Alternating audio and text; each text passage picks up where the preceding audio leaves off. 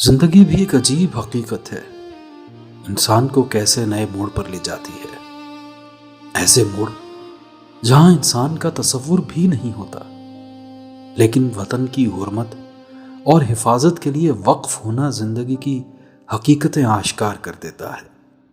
वतन की सरहदों पर शदीद सर्दी के मौसम में खड़े होकर ड्यूटी सरंजाम देना एक ऐसी कैफियत है जो शायद अल्फाज में बयान ना की जा सके। एक नौजवान के ख्वाब होते हैं कि वो ऐसी जिंदगी गुजारे जहां राहत हो, आसाइशें मुयस्सर हो। लेकिन मैं दिल से यह बात करता हूं कि जो सुकून वतन की हुर्मत और हिफाजत करने में है, वो सुकून जिंदगी की आसाइशें कभी फराहम नहीं कर सकती। मैं अपने नौजवानों के साथ मुल्क की सरहद पर गुजरते इन कीमती लम्हों को अपने दिलो दिमाग में महफूज करता हूं। यही मेरा असासा है जो जिंदगी के हर मोड़ पर मेरे और मेरे जवानों के लिए फख्र का बायस रहेगा। वादिये कश्मीर के इन बर्फपोश पहाड़ों पर जब मैं अपने घर वालों को याद करता हूं तो सोचता हूं कि काश उनके साथ होता।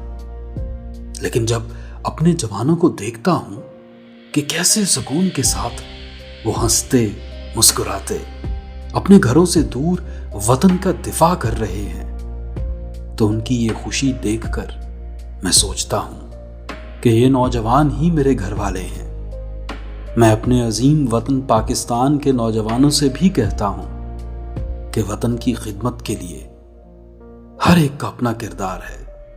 अगर मेरे जैसे हजारों नौजवान मुल्क की सरहदों पर दिफा कर रहे हैं, तो ऐसे ही लाखों नौजवान मुख्तलिफ शोबों में अपना किरदार भी अदा कर रहे हैं। मेरे नौजवान भाइयों, खुश नसीब कौम को ही आज़ाद वतन में सांसें लेना नसीब होती हैं। आए हम सब मिलकर इन आज़ाद फिजाओं को मजीद मजबूत करें और एक होकर दुनिया को पैगाम दें कि पाकिस्तान ही हमारा असल घर है और इसके ये बेटे घर की हिफाजत के लिए सीना तान कर खड़े हैं।